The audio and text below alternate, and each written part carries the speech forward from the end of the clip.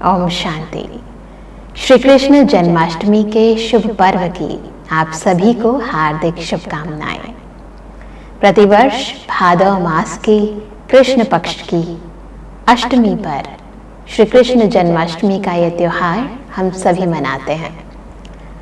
इस दिन हम अपने प्यारे लड्डू गोपाल को, जिसे हम भिन्न भिन्न नामों से याद करते हैं, उनको झूला झुलाते हैं।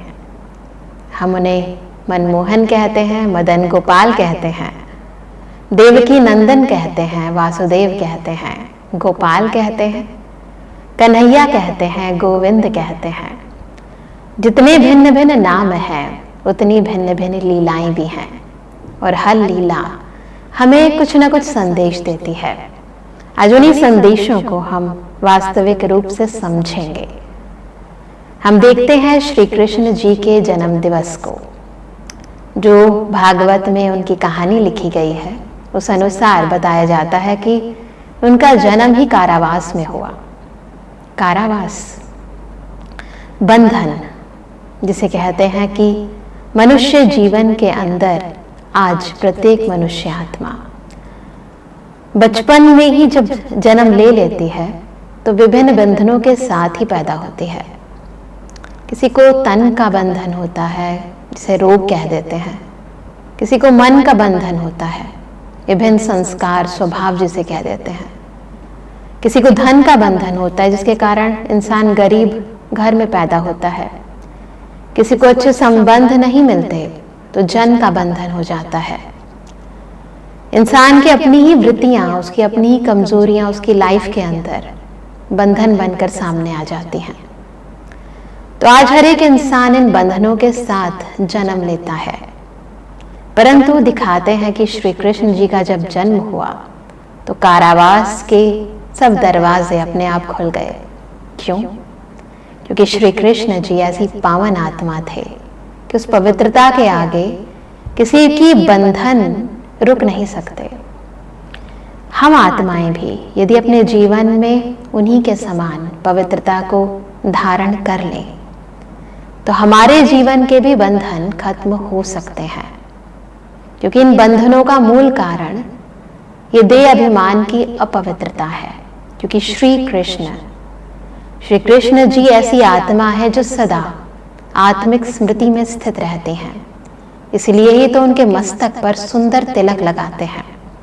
वो तिलक उनकी आत्मिक स्थिति का प्रतीक है। यदि हम भी अपने जीवन में इन विभिन्न बंधनों को तोड़ना चाहते हैं तो सबसे पहले हमें आत्मिक स्मृति में स्थित होना पड़ेगा। और एक दूसरे को भी जब हम देखते हैं तो इसी पवित्रता की भावना से देखना होगा, यानी आत्मिक दृष्टिकोण से देखना होगा। और तभी हमारे जीवन में ये तन के बंधन, ये जन के बंधन, ये धन के बंधन अपने आप ही खत्म होने लगेंगे। तो पहला संदेश पवित्रता का संदेश। फिर दिखाते हैं कि श्री कृष्ण जी के जन्म में बचपन से लेकर ही विभिन्न प्रकार की विपदाएं आनी शुरू हो गई। ऐसा नहीं है कि हमारे जीवन में विपदाएं नहीं आती।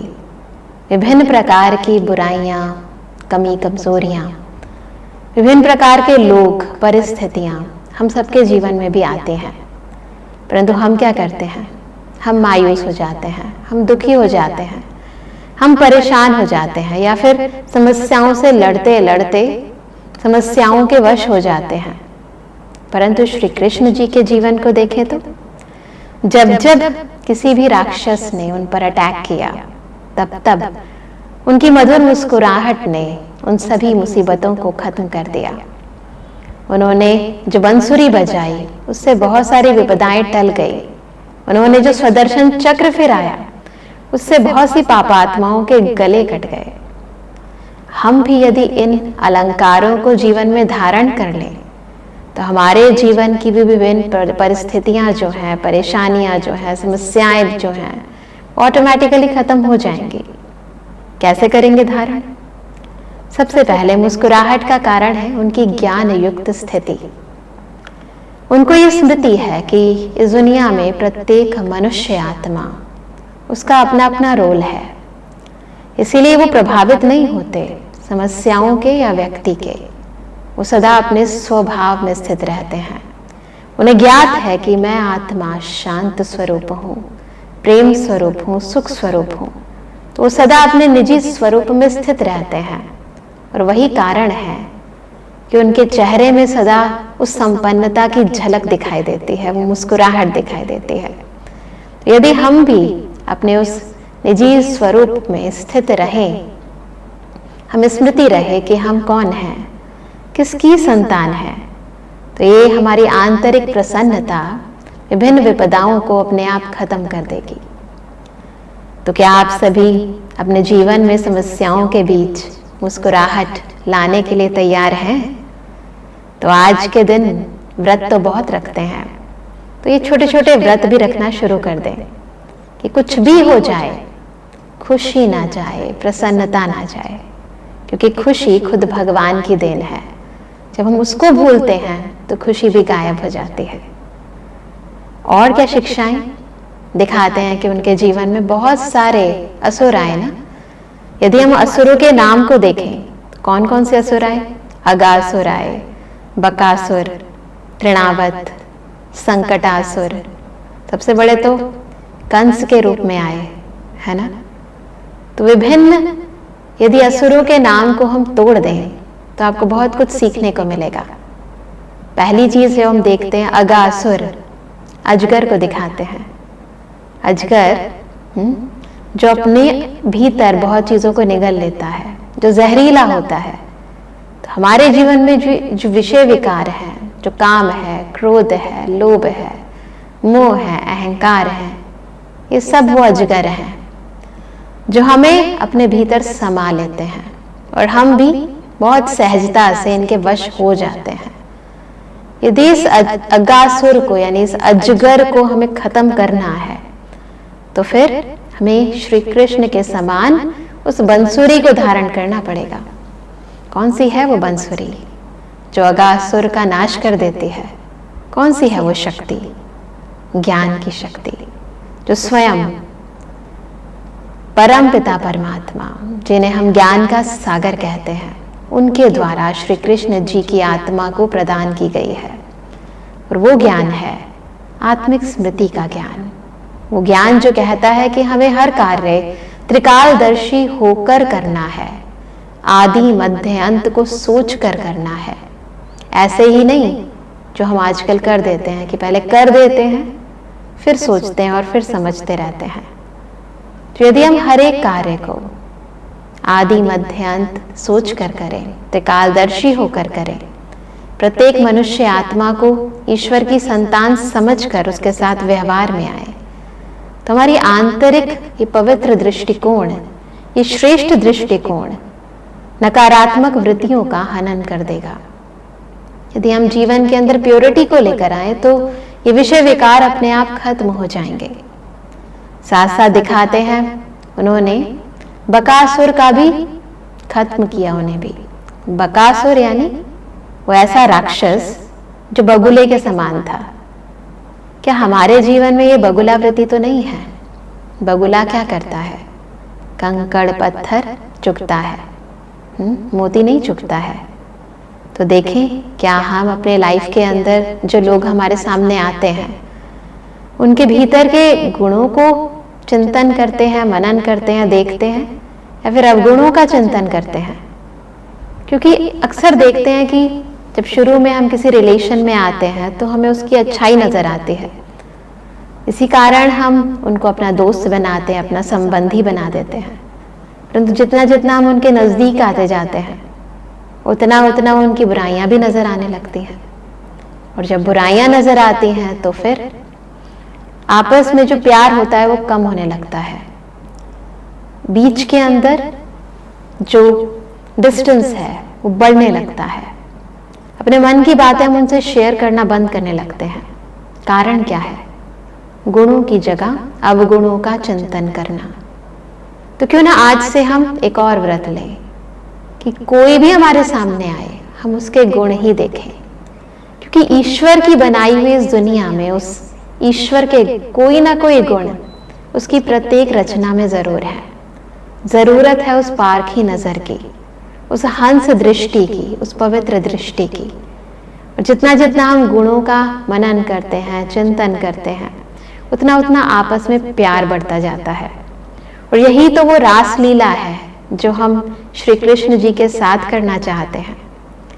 क्योंकि देखा जाए तो मोती जब मोती से मिलता है, व्यक्ति जब दूसरे के साथ रास लीला भी करता है, तो कुछ हिस्से से ही, शरीर के किसी हिस्से को ही दूसरे हिस्से के साथ मिलाता है।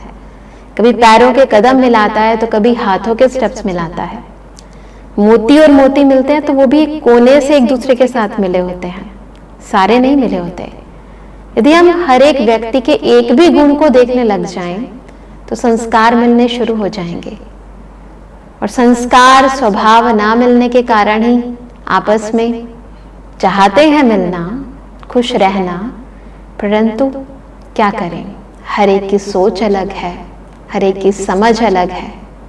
परंतु यदि थोड़ा सा मोल्ड हो जाए, यदि थोड़ा सा सह ले, यदि थोड़ा सा सुन ले, थोड़े से नम्र हो जाए, तो सच में रिलेशंस को बरकरार रखना कोई इतना भी मुश्किल नहीं है। तो क्यों ना हम ये संस्कार मिलन की रास करना आज जन्माष्टमी के इस शुभ अवसर पर, इस शुभ पर्व पर सीख लें। क्या हम ये रास लीला जो हमारे जीवन में सच्चा रस बिखेर देने वाली रास है, ये कर सकते हैं, मिलकर रह सकते हैं? आप देखो श्री कृष्ण जी के जीवन चरित्रों में दिखाते हैं कि उन्होंने संकटासुर का भी हनन किया, बहुत सारे राक्षसों को केवल स्वदर्शन चक्र से मार दिया। दिखाते हैं ना, स्वदर्शन क्या है? खुद का दर्शन करना, खुद को देखना, मैं कौन हूं, मैं कैसी हूं, हमारा ओरिजिनल नेचर क्या है, हम कितने अच्छे हैं, सबसे अच्छे से अच्छे परमात्मा के संतान हैं हम, है ना, उस सत्यम शिवम सुंदरम के बच्चे हैं हम। तो ये है स्वदर्शन। परंतु जब हम परदर्शन करने लगते हैं, दूसरे को देखते हैं, वो क्या कर रहा है, वो क्यों कर रहा है, उसे ऐसा नहीं करना चाहिए, वो वैसा क्यों नहीं करता है, तो ये परदर्शन हमारे जीवन में पतन की जड़ बन जाता है। तो क्यों ना आज से हम इस परदर्शन को भी खत्म करें। जितना जितना स्वचिंतन करते हैं, स्वदर्शन करते हैं, हमें पता चलता है कि बेसिकली हमारे जीवन के हर विघ्न का कारण, हर संकट का कारण हमारे अपने अंदर के विकार हैं, अपनी अंदर की कमियां हैं, कमजोरियां हैं। ये स्वदर्शन हमारे जीवन के संकटासुरों को खत्म कर देता है। क्या हम अपने जीवन के संकट खत्म नहीं करना चाहते? दिखाते हैं श्री कृष्ण जी कालिया नाग पर कितनी खूबसूरती से डांस कर रहे हैं, है ना। नाग के ऊपर डांस करना, उसके फन के ऊपर डांस करना कोई सहज कार्य है क्या? वास्तव में नाग की बात नहीं है। हमारे जीवन के अंदर ऐसे बहुत सारे नाग जैसे बुराइयां हैं, है ना, जो हमें डसती जा रही है। आलस्य है, अलबेलापन है, ईर्ष्या है, द्वेष है, नफरत है, घृणा है। जब हम इन सब पर विजय प्राप्त करते हैं, कैसे? शक्ति से। शक्ति चाहिए विजय प्राप्त करने के लिए। और शक्ति कौन प्रदान करता है? स्वयं सर्वशक्तिमान परम पिता परमात्मा, वही तो है सर्व को शक्ति देने वाले। तो जब हम उनको याद करते हैं, जिसके कारण ही श्री कृष्ण जी को भी योगेश्वर कहते हैं, ईश्वर के साथ योग लगाने वाले कर्म योगी हैं वो। तो हम भी अपने जीवन काल में यदि ये प्रण लेते हैं, ये व्रत रखते हैं, उपवास रखते हैं, व्रत रखते हैं, तो ये यदि हम परमात्मा के सानिध्य में रहने का उपवास, उनके समीप वास करने का यदि व्रत रखते हैं, तो हम श्री कृष्ण के समान योगेश्वर बन सकते हैं और इन विषय विकारों पर विजय प्राप्त कर सकते हैं। क्योंकि उस सर्वशक्तिमान का सानिध्य ही है जो हमें सभी ईश्वरीय शक्तियां प्रदान करता है, जिसके कारण श्री कृष्ण जी को योगी राज कहते हैं। तो क्या आप सभी भी अपने जीवन में राजयोग नहीं करना चाहते? ऐसा योग जिसे आत्मा स्वराज्य अधिकारी बन सके। यही तो श्री कृष्ण जी का जीवन चरित्र हमें सिखाता है। हम देखते हैं कि श्री कृष्ण जी की जीवन लीलाओं में कि वो गोप गोपियों की मटकी फोड़ देते थे। ऐसे तो किसी को भी अच्छा नहीं लगता किसी की मटकी फोड़ दो, परंतु फिर भी गोप गोपियां उन्हें कितना प्यार करती थी। ये कोई साधारण मटकी नहीं है जो वो फोड़ दिया करते थे, वास्तव में मटकी है देह अभिमान की, जिसे परमपिता परमात्मा फोड़ना सिखाते हैं। वो सिखाते हैं कि जब हम इस देह भान को तोड़ देते हैं तो ही हमारे जीवन के अंदर खुशियां आती हैं, प्यार आता है, आनंद आता है, अतीन्द्रिय सुख आता है। क्योंकि ये देह का ना जो आकर्षण है, दैहिक संबंधों का जो आकर्षण है, यही तो हमारे जीवन के अंदर विभिन्न मुसीबतें, विभिन्न विकार लेकर आता है। तो जब हम इस देह भान को तोड़ते हैं, देही अभिमानी बनते हैं, आत्मिक स्मृति में स्थित होते हैं, तो अपने आप ही संसार के विभिन्न बंधन टूट जाते हैं, परेशानियां छूट जाती हैं, समस्याएं खत्म हो जाती हैं। इवन जब किसी की मृत्यु होती है, उसके कारण जो दुख होता है, दर्द होता है, वो होना भी बंद हो जाता है, क्योंकि हम समझ जाते हैं कि प्रत्येक मनुष्य आत्मा अजर है, अमर है, अविनाशी है। तो भिन्न दुखों और परेशानियों की जड़ देह अभिमान की ये मटकी जब टूटती है, तभी ही तो जीवन में परमानंद आता है ना। दिखाते हैं श्री कृष्ण जी गोप गोपियों के वस्त्र चुराते थे। क्या ये अच्छी बात है? और श्री कृष्ण जी जिनकी महिमा हम क्या करते हैं कि वो सर्व गुण संपन्न थे, 16 कला संपूर्ण थे, संपूर्ण निर्विकारी थे, मर्यादा पुरुषोत्तम थे, अहिंसा परमो धर्म था। तो ऐसे इतने श्रेष्ठ चरित्र वाली आत्मा क्या ऐसे कर्म कर सकती है? निश्चय रूप से इसका भी भाव कुछ और ही है। वस्त्र इस देह को भी कहा जाता है। परमपिता परमात्मा हमें ये ज्ञान देते हैं कि हम इस वस्त्र को धारण करने वाली आत्मा है। तो वस्त्र नहीं समझो अपने को, इस वस्त्र को धारण करने वाली देही आत्मा समझो। तो जितना जितना हम देही अभिमानी होते हैं, इस वस्त्र को परमात्मा चुराते हैं, यानी हमें भुलाते हैं कि हम ये देह हैं, जिसको याद रखने की आदत हमारी इतनी सुदृढ़ हो चुकी है कि भुलाए नहीं भूलती है ना। ऐसा ही है ना। क्या हम ये परिवर्तन होने वाली देह हैं या फिर सदा रहने वाली आत्मा है? परमात्मा यही तो हमें याद दिलाते हैं। तो श्री कृष्ण जन्माष्टमी हमें बहुत सारे पाठ पढ़ाती है। यदि इस पाठ को, इस शिक्षा को हम अपने जीवन में धारण कर लें तो जीवन चरित्र ही परिवर्तन हो जाएगा, इंसान का व्यक्तित्व बदल जाएगा और वो मनुष्य से देवता बन जाएगा ना। क्या आप अपने जीवन में ये परिवर्तन लाना चाहते हैं? क्या आसुरी वृत्तियों का हनन करना चाहते हैं? है ना। तभी तो हम दिखाते हैं कि दही हांडी फोड़ते हैं। तो देह अभिमान को जरूर फोड़ना, दही हांडी के साथ साथ संस्कारों को जरूर मिलाना, रास करने के साथ साथ। तो सच में श्री कृष्ण जन्माष्टमी के त्योहार को यदि हम सच्चे अर्थों में मनाएं, तो जैसे श्री कृष्ण जी को दिखाते हैं कि रात को हम देखते हैं ना कि उन्हें कितने प्यार से हम छोटे से झूले में झुलाते हैं, तो हम भी अतीन्द्रिय सुख के झूले में झूलने लगेंगे। कितने प्यार से भक्त लोग सारा दिन व्रत उपवास रखने के बाद भी रात को नाचते हैं, गाते हैं, उनका गुणगान करते हैं। तो ये जो व्रत है वास्तव में यदि हम रोज रखें ना, पवित्रता का व्रत, रास मिलाने का व्रत है ना, एक दूसरे के साथ मिलजुल कर रहने का व्रत, जिसकी ही यादगार दिखाते हैं कि गोवर्धन पर्वत को श्री कृष्ण जी ने छोटी सी उंगली पर उठा लिया। क्या एक उंगली से बात बन गई थी? परंतु नहीं, हमने देखा ना कि कैसे वो सबका सहयोग लेते हैं। तो कैसे मिलजुल कर रहना है ना, एक साथ मिलकर हम चाहे तो गोवर्धन पर्वत को उठा सकते हैं, बड़े से बड़े पहाड़ जैसी समस्या को भी हम राई और रुई बना सकते हैं। कैसे? इन गुणों को धारण करके, सहयोग की शक्ति को धारण करके, योगेश्वर समान बनकर, योगी राज बनकर, उस परमात्मा को याद करके कर सकते हैं ना। हम भी उनके समान मुरलीधर बन सकते हैं ना, ज्ञान की मुरली बजा सकते हैं ना, इस ज्ञान को धारण कर सकते हैं ना, हम भी स्वदर्शन चक्र चला सकते हैं ना, हम भी मुस्कुरा सकते हैं ना। तो क्यों ना आज से ये गुण धारण करने का व्रत रखना शुरू कर दे।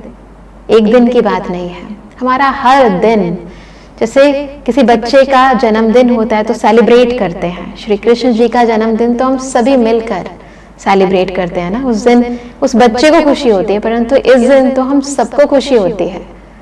तो हम अपना हर दिन ऐसा खुशहाल बना सकते हैं। चलिए थोड़ी देर के लिए परमात्मा से शक्ति लेते हैं और हम भी उस योगी राज की तरह कर्म योगी बनना सीखते हैं।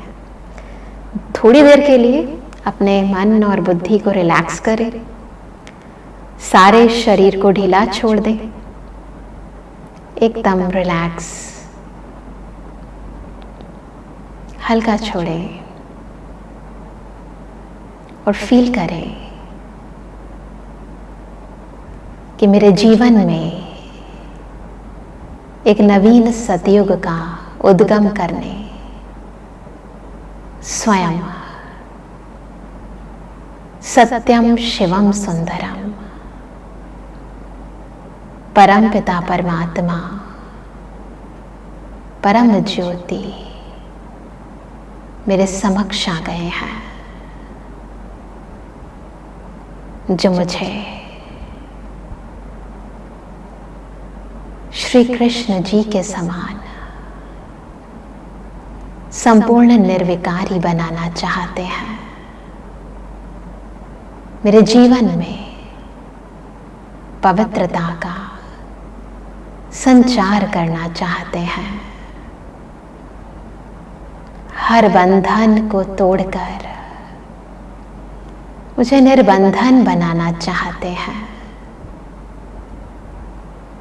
मुझे सुखों शांति से, अतीन्द्रिय सुख से, परमानंद से परिपूर्ण करना चाहते हैं। फील करें खुद परमात्मा की इन दिव्य रश्मियों को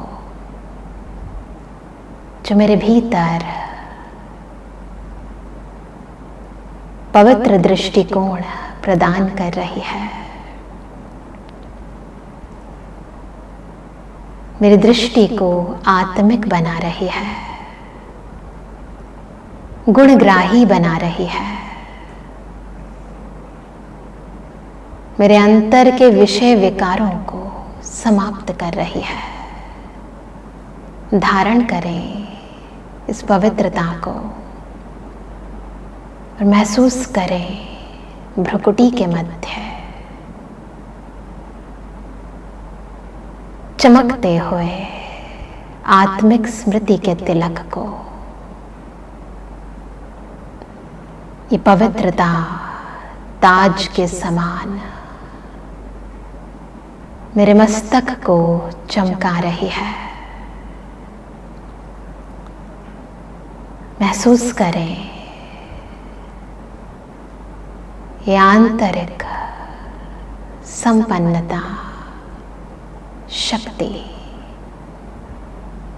जो मेरे होठों पर मधुर मुस्कान ला रही है। महसूस करते जाएं परमात्मा से मिलती इन किरणों को। तो यदि आप सच में श्री कृष्णपुरी में जाना चाहते हैं तो सच्चे अर्थ में श्री कृष्ण जी का जन्मदिन मनाएं। तो एक बार फिर आप सभी को जन्माष्टमी की बहुत बहुत बहुत बधाई हो, बधाई हो, बधाई हो। ओम शांति।